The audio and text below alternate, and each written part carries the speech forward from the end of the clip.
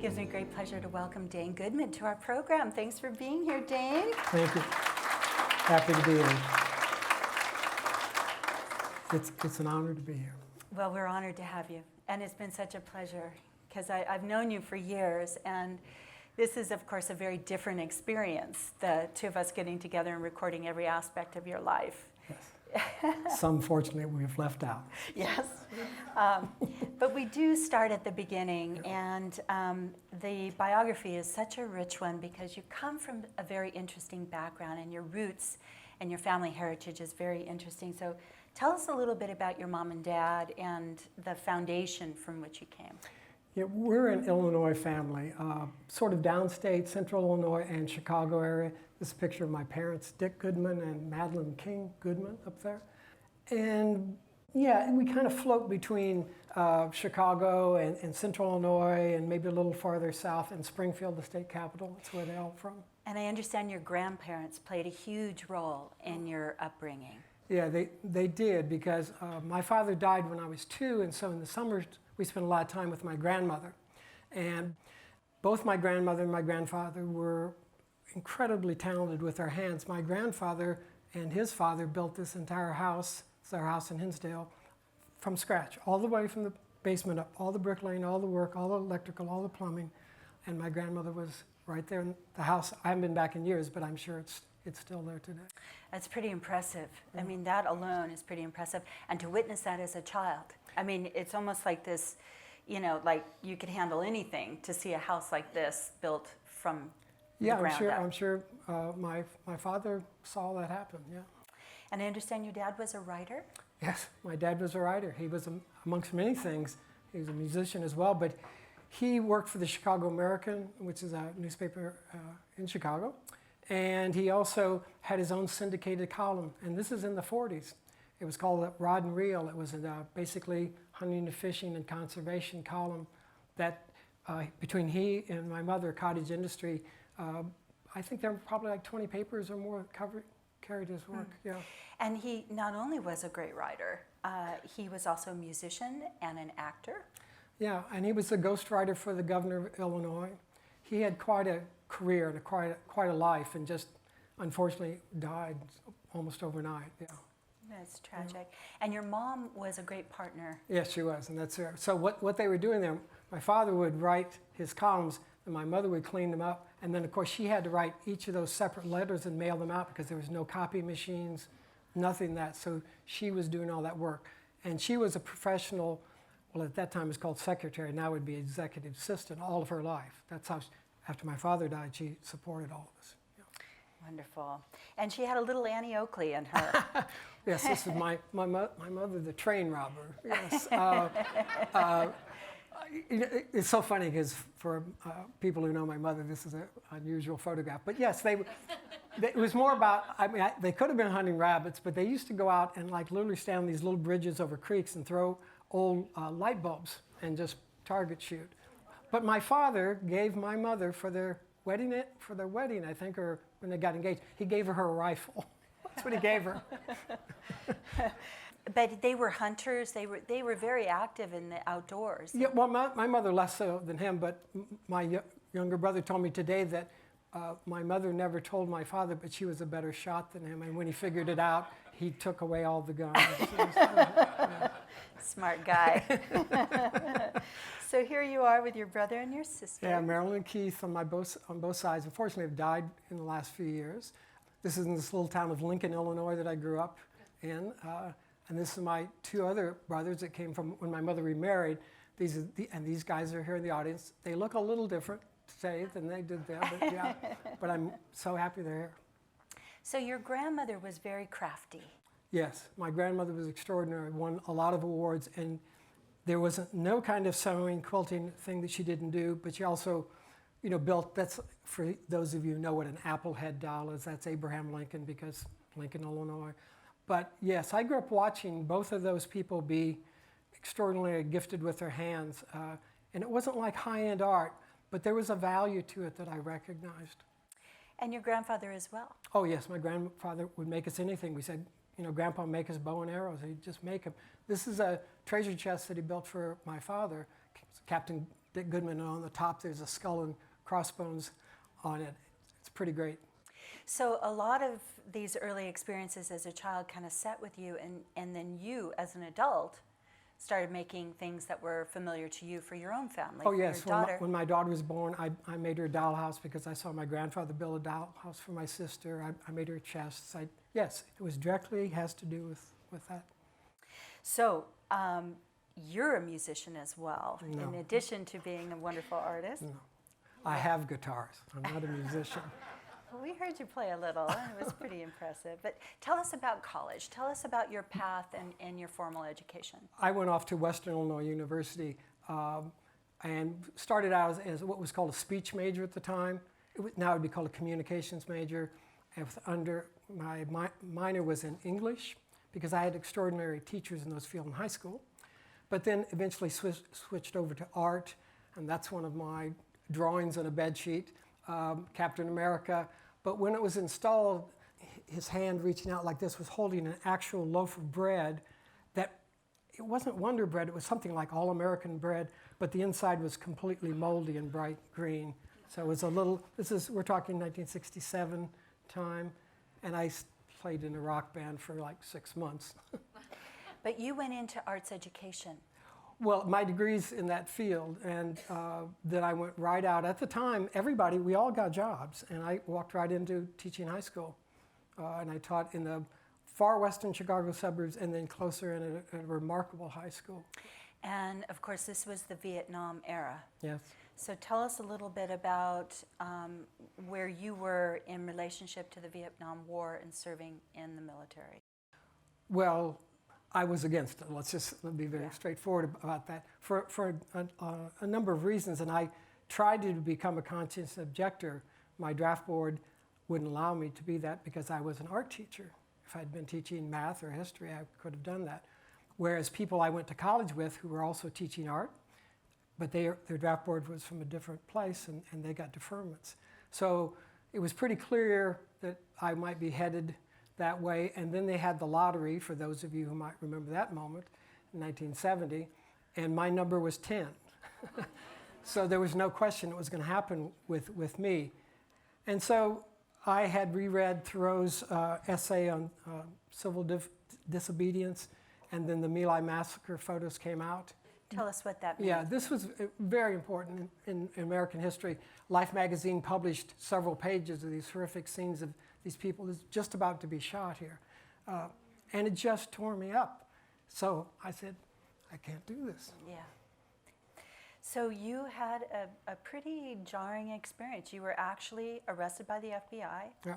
Tell us about this. Yeah, this is from the 6th page of the Chicago Tribune. My grandfather used to work for the Tribune. I'm glad he wasn't around when this came out. I refused induction at the induction center, and then when they printed this up in the paper, it made me look like I was hiding in cornfields, but I was just sitting in a canteen bored waiting for the FBI to pick me up. And ultimately, you ended up getting a medical deferment. I did. As it turned out, even having you go through all of that, unfortunately. Well, yeah, I mean, I had committed a crime that was worth 5 years in prison and $10,000 fine. Yes, it totally altered the course of my life.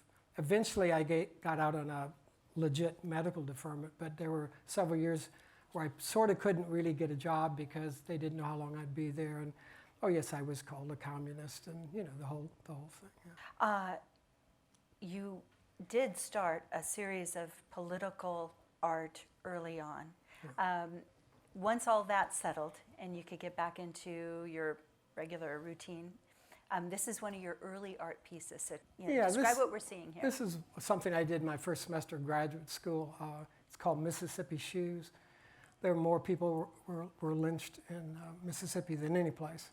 But also Chicago had a reputation at that time. It was a rough town, and mob kind of associations would give somebody concrete shoes. It was basically people were thrown in the water with this kind of thing. So this was a project I did where actually my thumbprint is on the bottom of this, and I tied it to a rope and threw it into this river north of Sacramento, sort of in the hopes that somebody would find it, and then they would trace my fingertips because they would think something awful to happen, and then I could kind of say to the FBI, no, this is an art project. Because you knew that your thumbprint was on record with the FBI. Oh, absolutely. Yeah. Pictures and everything, yeah. So you ended up pulling that back up, and you still have this piece. Yeah, I've had this, 44 years or something, and it just sits outside and just looks awful. It's a little bit of a reminder, what goes on in the world. Yeah.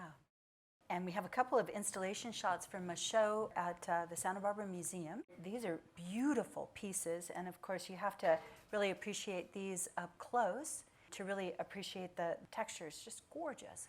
Yeah, when I was in graduate school, it was really experimental time for me. I was doing work like that, conceptual work. I'm a big fan of the Harry Who. Some people would know who that group is out of Chicago. So I was doing this kind of cartoony stuff. But I also was doing this more formal stuff because of this wonderful teacher, Oliver Jackson. But anyway, these are paintings on paper with this pole that's leaning against it.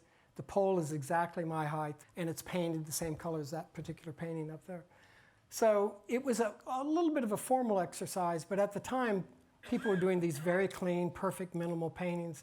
And mine is a little different because they're very textured. All those paintings, they're all like this. Colors bleeding out in the edges. It's not quite as clean and neat.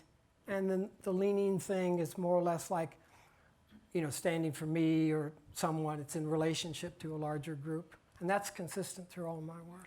Pulling the work into the audience or into the viewer's space. Right. They're beautifully done and very impressive to see in person. Is that show still up? No, just closed about a month ago. So you met your beloved Marie, who is also an artist. Yeah. You have a house full of artists. Yeah, we do. All three of those people are artists, yeah. That's when Perry was, I don't know, looks like she was like not quite 2 or somewhere around that.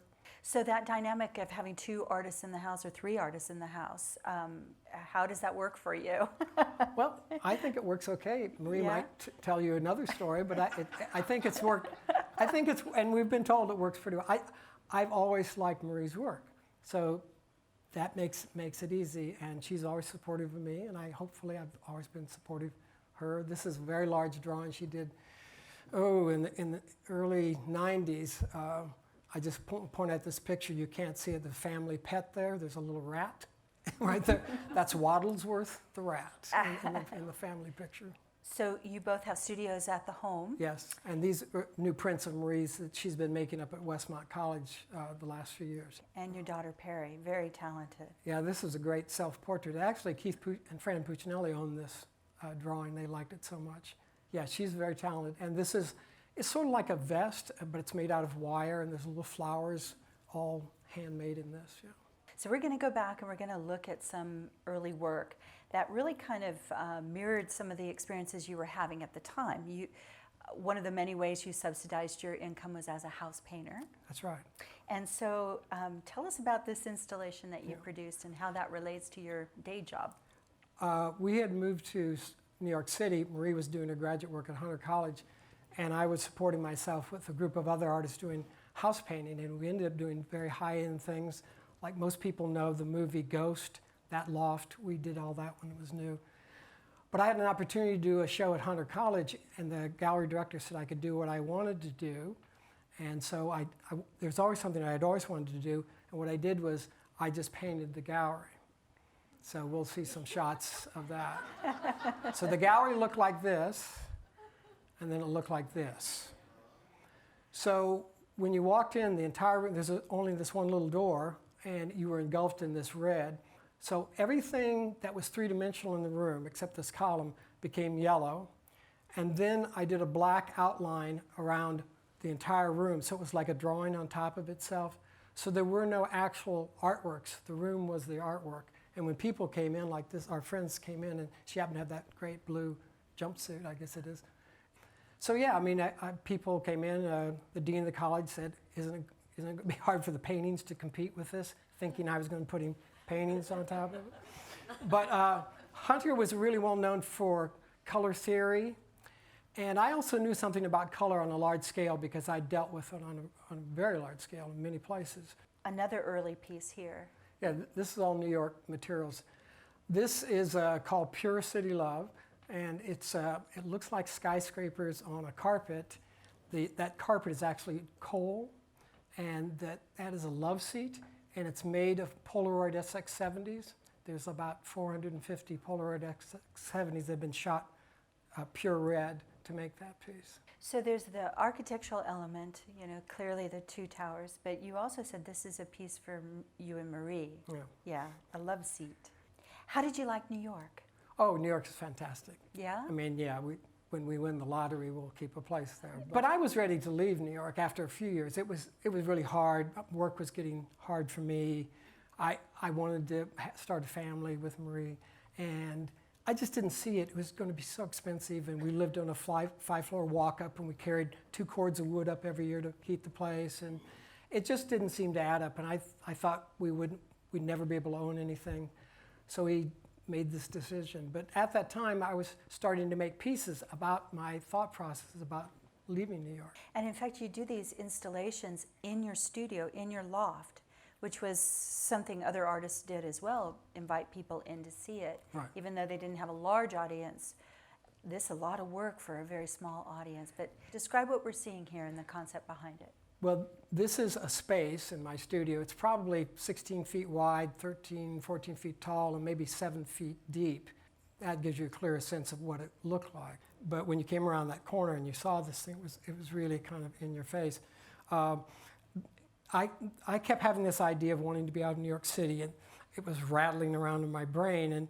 And for me, being from Lincoln, Illinois, the log cabin has always been an image of something outside of New York. So I did this cabin piece that was hanging up there. Then it's a room, and it's got a chair, but the chair is like the polar opposite of the log cabin. They're both architectural, but one is really clean and hard, and one is kind of soft, a little softer and fuzzier. So the room looks like, you've got a carpet and a fireplace and 2 windows.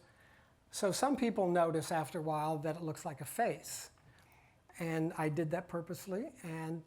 But what it really is like the interior. It's like you're inside the face looking out at the blue skies, and that's where I wanted to go. And the lines in the wall all drawn with pastel, and that's probably 8 feet down. They sort of look like nerves or veins or something like that. And this piece got a lot of attention. You ended up having this published in Interview magazine. Yeah, it was pretty great. It ended up the person that bought our loft was the art director, and he saw it, and he just loved it.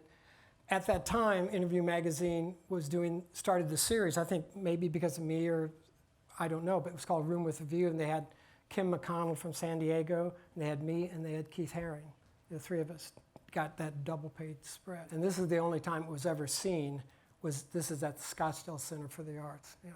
So this log cabin makes another appearance in this installation. Again, another installation in a loft, correct? Or? Yes, this is an artist friend out in Hoboken. He had done a mural in our place.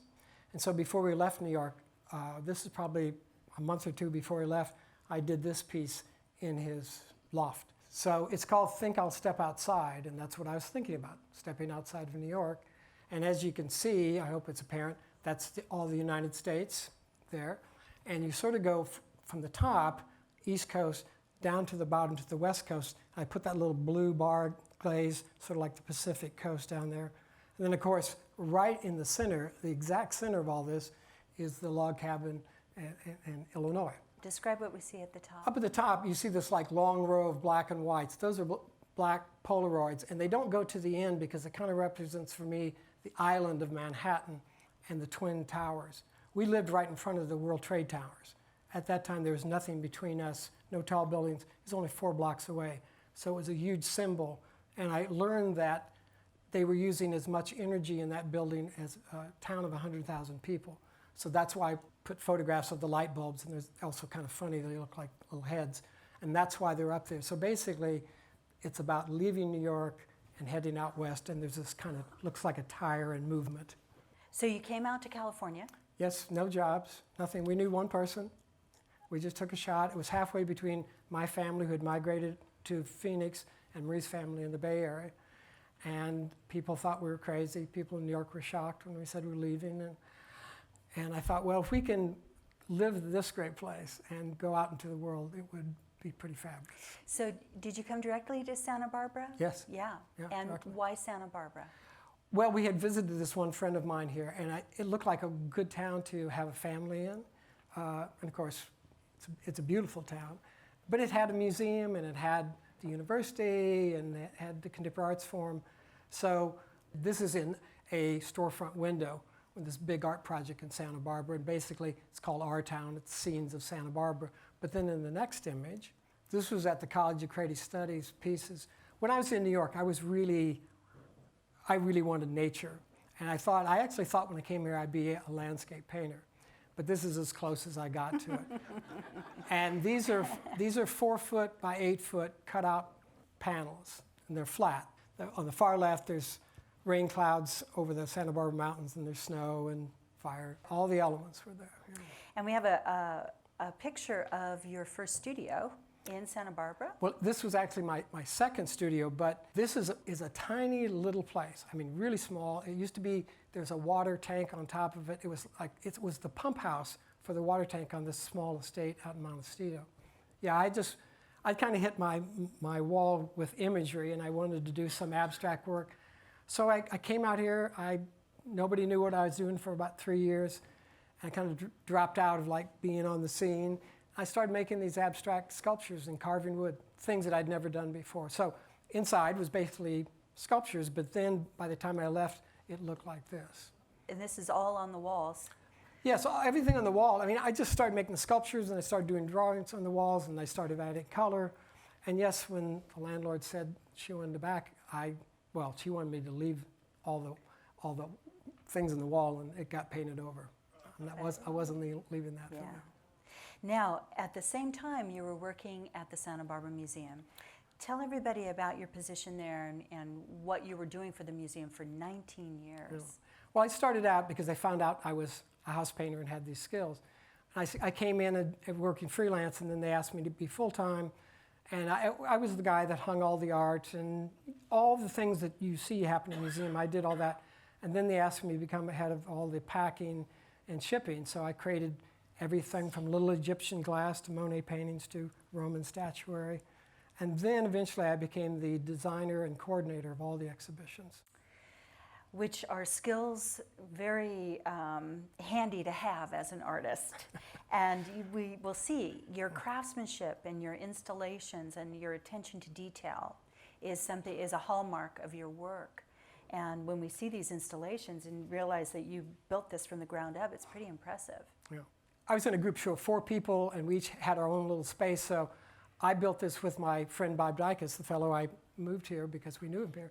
I made this cube, but you didn't know how to enter it. You had to sort of go down this little hallway until you came to this corner door. And then when you walked into the space, you saw, like my studio, all these sculptures. But I'd also paneled the room in aromatic cedar chipboard. So when you came into the room, you had the smell of wood in the room. Of course, I was doing drawings on the wall, paintings on the wall, and I think in the next one, if you see on the far right, there's a tall column of wood that people could actually use a rasp on, kind of following the drawing, so they could be part of that experience.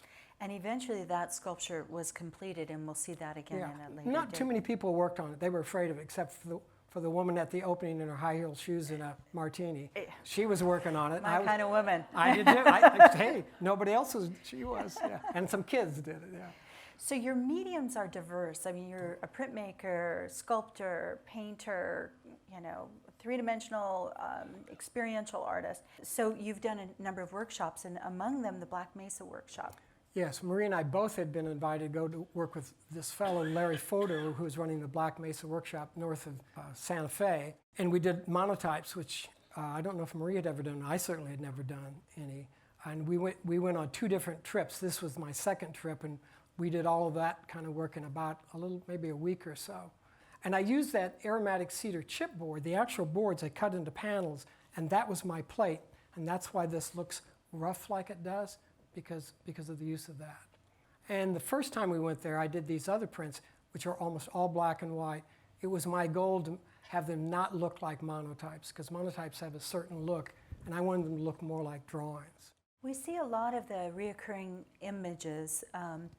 There's a repertoire within the work, and several repeating shapes. Tell us about that. be it an alter ego or these reoccurring shapes that you both draw or sculpt? Well, at that time, I wasn't even titling anything. Matter of fact, I was so aggressive about my title. It said, no title. I wanted people to know I hadn't thought of one. It was called no title. All of those things come from something in my life, but I didn't really want people to know that. I wanted them to bring whatever they brought to it, and they could walk away from that. I just wanted it to be a little bit unambiguous. But the shapes pretty much come out of things in my life, or I have a sculpture that was about holding Perry. It's about the shape from here. It was about the way things feel. I mean, that's one of the hard things about sculpture is people don't get to touch sculpture. And that's one of the reasons people like me like to do it, is the physicalities. So without getting into all this is that, basically it was kind of organic abstract shapes. In the back room of this gallery, Rose Snell's gallery, I painted the walls in sort of a model effect. And then I'd been doing all these drawings on that aromatic cedar chipboard, and it was with charcoal, so I really call these the wood drawings, because charcoal is just burnt wood, drawings on top of wood, and then the table is made from that. And this was the first time I ever showed my carved soap sculptures. So these are all palm-sized pieces. At night I couldn't go back to my studio, which wasn't close to our home, and Perry was young. And as you give children these little great soaps, and they're animals and stuff. And over time, they started becoming abstract, and it looked like my work.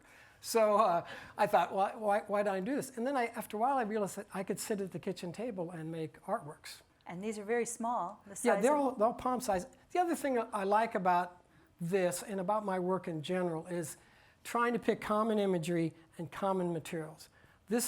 Anybody can do this. You can go right now to CVS, or maybe one here, for like 79 cents, buy a bar of soap and carve and make an artwork. I really like that idea. And so these are a series of different shirts, and we'll see the bed in another piece. So eventually you bought a beautiful piece of property in Santa Barbara, about an acre, and built a studio. I did. I designed this. I didn't do all the building of this by any means, but I got to design the space. And it was one of my dreams in life to finally get, it's not a house and it's just a big open room, but I enjoyed that. And in fact, the property, you were sharing with me that it's a private road, and that whole area is unique to Santa Barbara. Just very briefly, tell us Well, it's kind of, people don't know about, even the people who grew up there don't know about this. There's about 50 or 60 houses there. They did this in the 50s, and it was kind of like, I wouldn't say low income, but low middle class kind of place. Everybody has an acre or two. It's zoned for horses. We have our own wells, so we have our own water. We take care of our own road in there, and now we're solarized in our house. So it's kind of not quite off the grid, but it's unusual for Santa Barbara. Very unusual for Santa Barbara. Often your work is very, very intimate and personal. Yeah. These pieces are about Marie's father. After he died, I did this body work called Lyle and Grace. And Grace it's small g, it's not another person. And these are just memories of what his body looked like and what he was going through. And these were shown at the Contemporary Arts Forum.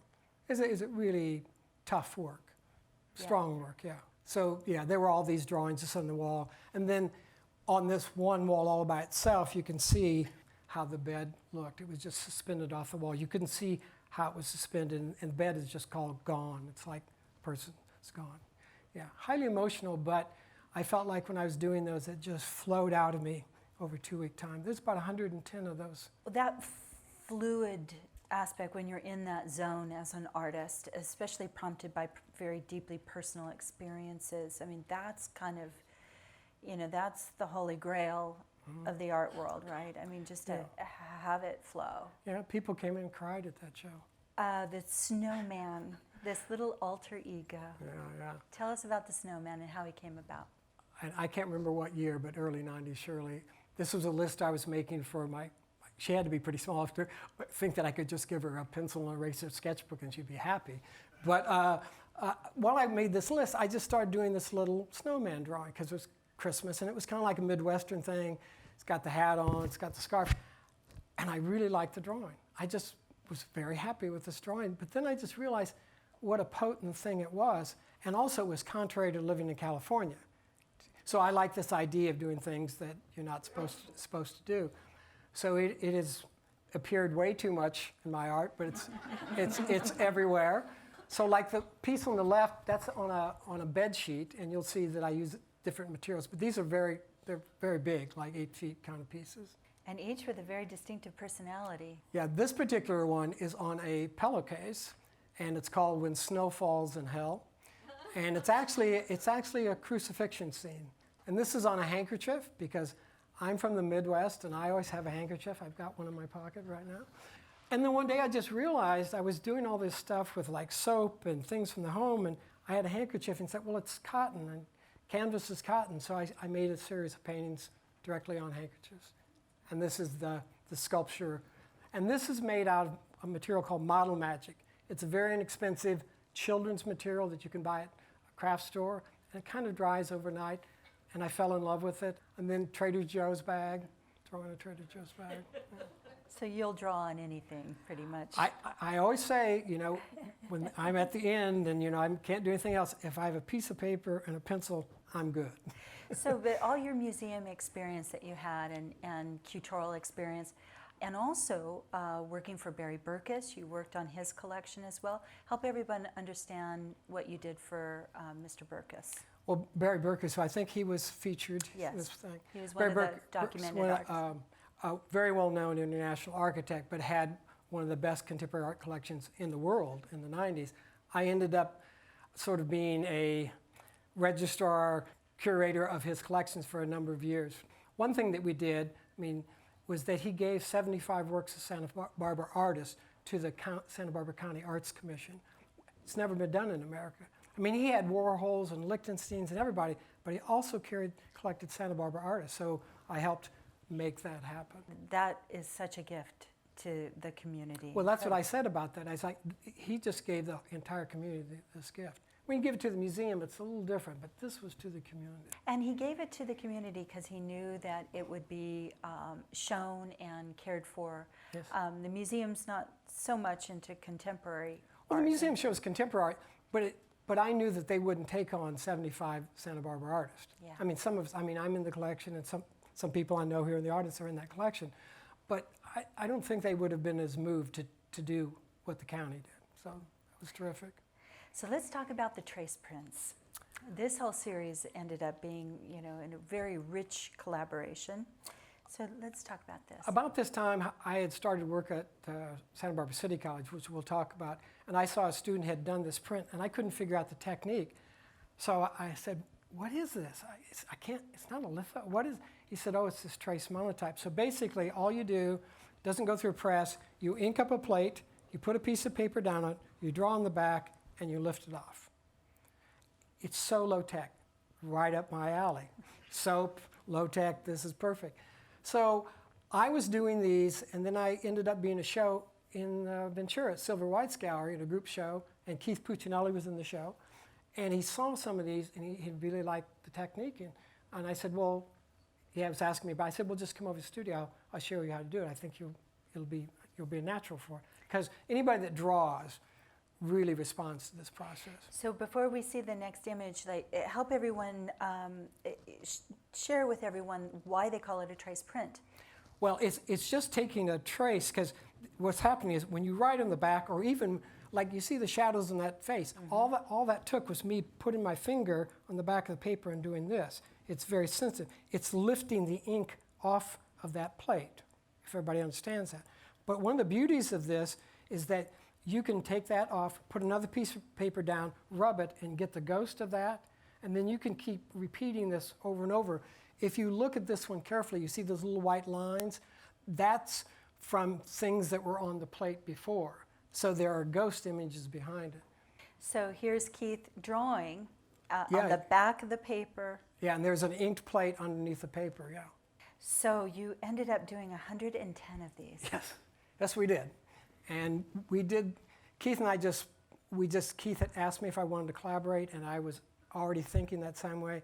And we were good, we were friends, but this really turned things around. And when we started, Keith was known for doing these clowns, and he said, why don't we do a kind of like this cartoon thing? And we started off with text like this, which is pretty silly. And, but immediately, you know, Keith, I showed it to him. I just knew, well, he can do this. And so we just took off, and we did it over about 6 months. And it ended up being shown at Jane Deering's gallery in Santa Barbara. This terrific dealer who, when she came and saw the work at the studio, she says, oh, these are fantastic. I want to show them. And we said, we'd love to show with you. They're not for sale, which you never say to a dealer. And she says, I don't care. I want to show. Isn't that fantastic? Yeah.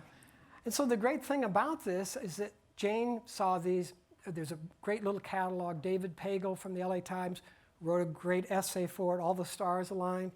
And then Westmont Museum, Jane talked to Judy Larson out there, and they said, yes, we want it, and they came up with money. And then people in the community also donated money to make it happen. So Westmont owns all of that.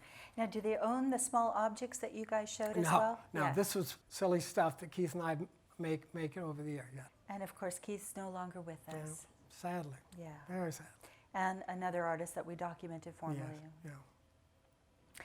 Now, you were the director of the Atkinson Gallery at I Santa was. Barbara City College. Yeah. So tell us a little bit about that. Well, I did that for 8 years and retired from doing that, and it was like my dream job because I could bring like all my education and skills and artist eye to doing that. I got to work with terrific artists, some of who I know are here tonight, and I got to work with people from Los Angeles and New York, and then of course one of my big things was showing Santa Barbara artists. It was a big goal of mine. A lot of And the people's other- careers are richer for it. Well, the other thing I would say, I got to work with these fantastic interns. I got a new student each year who became my intern. And that maybe even more than the shows was the highlight. So while you were working on all these big projects and the collaborations and so forth, you were maintaining your studio practice, but also showing in some prestigious exhibitions. So here we have the install at Westmont College. Yeah. I had retired by this time, and Westmont said that they wanted to show the prints again, and we said, well, let's wait a couple years, but by the way, if you want to do that, I think Marie might have even brought it up, so why don't you do an installation, having no idea what we'd do. So 2 years passed. We never told anybody that we were doing this. Nobody knew that we were doing the trace drawings. We always, as I say, we worked very privately in public. So all of a sudden, this comes out, and so when you enter, you see the snowman and the clown on the left side. Then the prints are here, but in the back, you can see that black glass wall. We covered up the glass so you couldn't see inside, but when you did go inside, this is what you saw. This is like 25 feet long, 12 feet tall, 6 feet wide. There's a very lightweight wooden structure underneath that. And then there's plastic, but it's really what it's covered with is just cellophane and duct tape. And Keith and I worked on that for many months in a great. We were given a space to work in Carpinteria so we could build this thing. And so you can see it really changed us. We purposely made it wacky, and as fits our work. So as you walked around it, it changed in the space. And the installation in the background there, the string of lights, that's an illusion. That's an illusion. We covered up the window with black paper and then did little cutouts and put colored cellophane there, so it looks like a row of light bulbs hanging, but it's really natural light, daylight providing incandescent light into the room. So it's a very playful installation, joyous and fun. And yeah, people always said that about, and the boat is totally positive and totally happy, and some of it is a little silly, and some of it is not. This is a wall we call pajamas. Keith and I did everything together in this whole project. These we made separate pajamas, and then we put them all together for this group. And for instance, that middle piece is a piece of mine, but that's like 9.5 feet tall. I had to kind of show me how to run the sewing machine. Some of the stuff is hand sewn. Some very unusual materials in this. Duct tapes, it's just endless kinds of materials. And people like this and they find it funny, but if they slow down a little bit, you'll see some pretty horrific things. It all started because when Keith and I said, well, what are you going to do for this show? And I said, well, I've been thinking about that there are children in Santa Barbara County that go to bed hungry, and that really troubles me. And so this iconic image is just a little pair of kids' pajamas, onesies kind of thing. And so you can't quite see her, but there's a little polka dotted one on the left there, and it has an empty bowl on its chest. So if you slow down and look at this work, all of a sudden you'll see a nuclear sign on this baby on the right. You'll see a rat drawn on another one. They're not all like that. There's the littlest black figure there is a target. And it really troubled me because somebody thought it was so cute. And I'm saying, African-American boys have a target on their back. That's what this is about. I thought I was being too obvious, but I guess you can't be too obvious. So some of the stuff is pure fun and silly, like at the top, Keith just added an extra arm to that one, just to add an extra arm, But that's the beauty of this piece, and of course it forces you to really slow down and look, and take the time to read what the artists have to say. Of course, is the most challenging for every artist, right? To make sure people, see what it is you're trying to communicate. It's a powerful, powerful work. And you and Keith were really such like-minded artists. I mean, both of you have this kind of, dark comedy aspect to the work. And it's just, those of us who watched this beautiful collaboration and friendship, it was really powerful. And the body of work just incredible. So here's another example. Here's an example. We also did all these drawings together for the show, and it was kind of like, well, what are we going to do? What are we going to do? So finally one day I said, okay, get started. I think the paper is 22 by 30. And I did these drawings on there, and it's this tree, and then there's a pile of potatoes and cherry bombs. And then at the lower right, those are drawings I did when I was 5, and I have them, and I traced them, and I did sort of a rubbing, and then I drew them in. So they look pretty much just like what I did when I was 5, and I always say, it doesn't look like there's a lot of advancement from the right to the left. I don't know if we'd agree with that, but so then Keith took a whack at it. So I gave it to Keith, and then Keith did this. And so this is what it was like. And you had no control, no say so. So it ended up, there were like 42 drawings here. And all of these drawings we each drew on. Not at the same moment like the trace, but we each had a hand in the piece, and eccentric framing. And there was another wall, was drawn with all these potatoes on it, and a factory, because it was like we're working in a factory. It's my grandmother's crafts table down there, then our aprons, and then the little model of the tugboat. Because Keith and I are kind of like lower middle class kids and have a work ethic, and it was kind of like potatoes or a lot of work. And so this whole iconic thing. It was kind of also, we finished the show, let's hang it up and walk out. So when you left the show, there's the red wall, title wall in the front. We realized, oh, there's a black wall. It's another space to make something up. So a lot of these things we were making up on the spot. So we made this is all only just cut out paper. This was the last thing we did, and Keith down at the bottom, of course, and me at the top, and I'm throwing cherry bombs and whatever that's about. So, and there we are. We miss them, both Keith and Fran. You had a show up at the College of Creative Studies just recently. Yeah, it just came down a couple of weeks ago. Yeah. And this was a particularly special show for you. Yeah. Yeah, why was it? Why was this one seemed to really be important for you? Well, I had wanted to, like a lot of my work, I do them in private, and I don't have a lot of people come by and look, just a handful. And most of the show, there's 192 works in the show, and I would say 150 of them had never been seen before. And there were 10 groups of works, and the whole show is called Consorts, and it's about a sculpture in relationship to a two-dimensional object or more. And it's the same as that early leaning piece against the squares that was at the museum. It's about the individual in relationship to the whole, but then the whole room, for me, is a single work of art. And I really tuned that work. I had made models, and it was down to the inch to put the show together. So while there are all these disparate works, I see it as one piece. And it was from 1978 through 2018 works. Yeah. And you remember that picture of the red room. These were drawings that I had done of the red room at the time that had never been seen.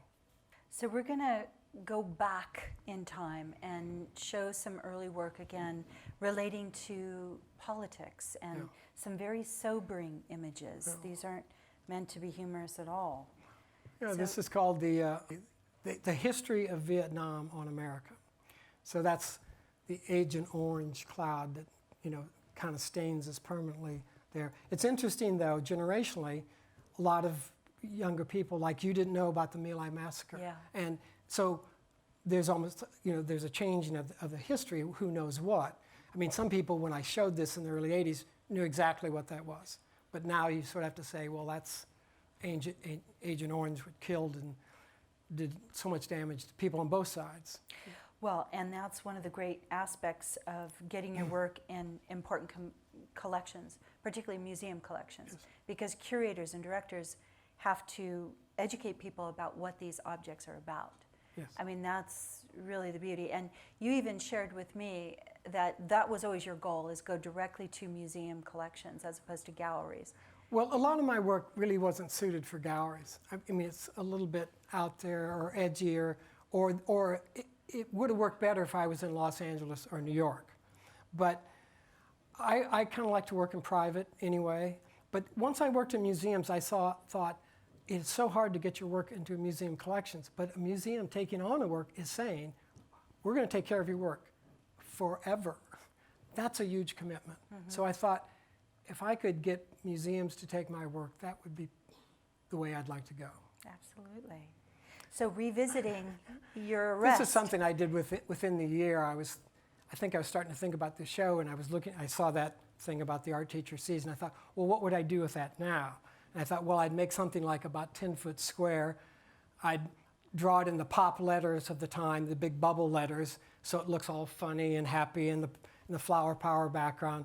And then on the left, there's this, it's darker in person, there's this person walking away, which was me, because basically that's that changing of the guard in the 70s. Hippie days are over. We're having people dying and being shot, and President Nixon is being impeached, and the war is finally coming to an end. It was a hard time. So when I look back, it was a pivotal moment, but it led to all these other fantastic things in my life. As hard as that was, it was really hard. Marie and I have very specific feelings about the World Trade Towers. And there was a show in Santa Barbara to raise money, and I did two pieces. I did this one. It was like, turn it into a peace symbol. The other thing I did was I cast 2 columns of ice and just let them melt at the show. Powerful. Yeah. And of course. This was within a couple days of the last presidential election. It's called Election Day Takeaway. And, it's kind of like wondering if our institutions were what was going to happen here. And it's come to pass. It's come to pass, or, well, we're here. We're here. We're here. Yes, yeah. Well, speaking of being here, we're going into your most recent body of work. A year ago in August, when Charlottesville happened, that was extraordinarily upsetting to me. But Keith Puccinelli died within a week or two of me getting started in this project, so I totally put it aside until just now. I'm kind of revisiting it.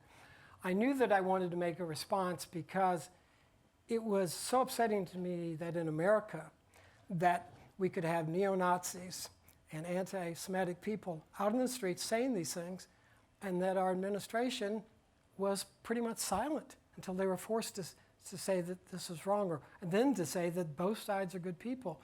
I was shocked, and I'm not talking about Republican, Democrat. I just couldn't believe that a president of the country wouldn't, from the first day, or even before it happened, say, this is wrong, this is not America.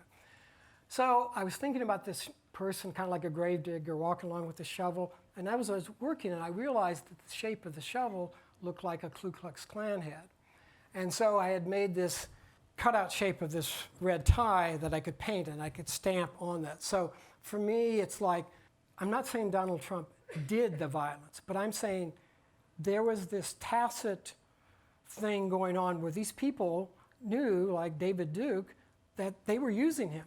Like, oh yes, the president's behind us to do this. So for me, it was like it was always hovering there. So in a very short week, all these imageries were really rising up for me. Well, and here we are. Yes. I mean, this last week is a wake-up call to the entire world. Mm. What are your thoughts on having these images a year ago, you know, and the frailty of our country, and now here a year later, the rhetoric continues, and people are being killed. People are being killed, and then, but it's like only a momentary blip. I mean, for a brief moment, the president is very sympathetic, and then like the same day or the next day, he talks about how it's ruining their campaign, the Republican campaign. It's like, wait a second, people have just been blown up and hurt, and pipe bombs are being sent out. You know, how do we deal with people that can't see the humanity in all of this and get beyond the politics of it? So, I always say, I really don't want to do political art because there's so much else to do in the world that is a little more powerful and uplifting. But every once in a while, you just have to do it. So I did these drawings where the shovel becomes the tie, and it unites these two things.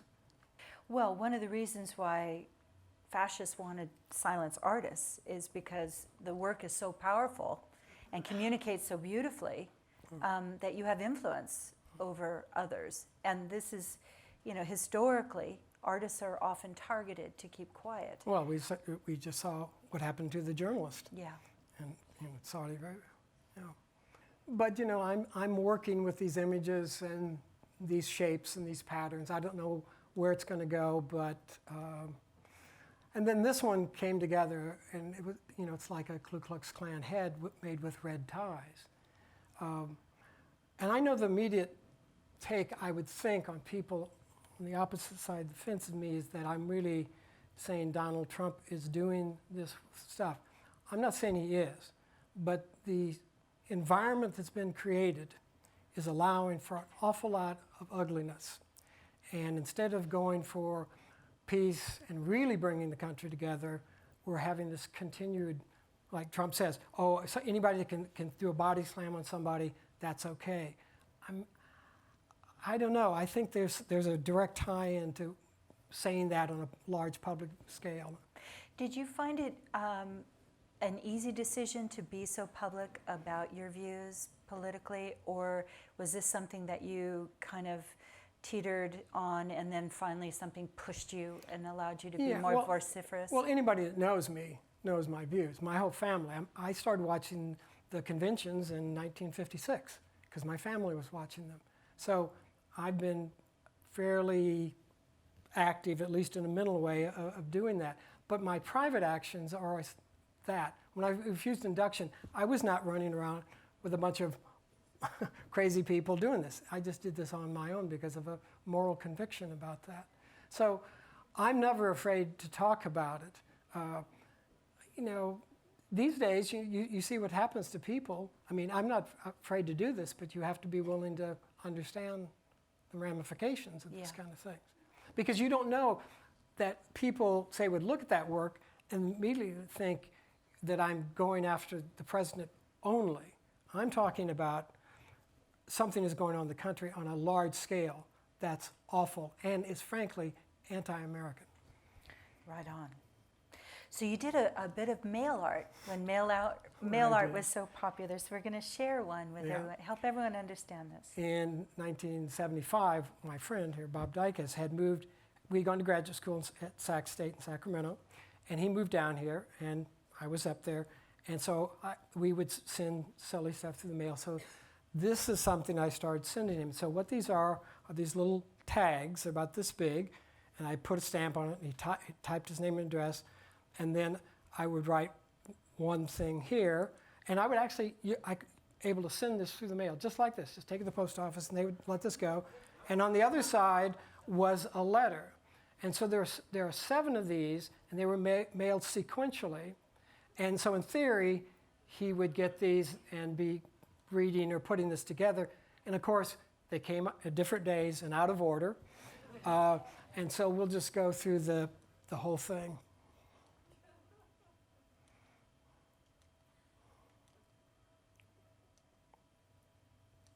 Fun.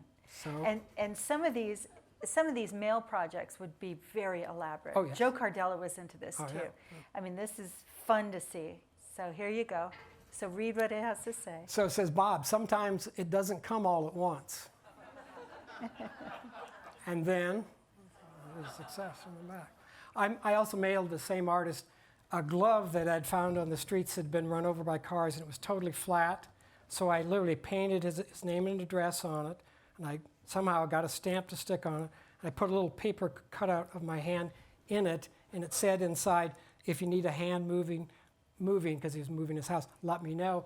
Took it to the post office, and the guys loved it. Yeah, we're sending this through. Isn't that great? Yeah.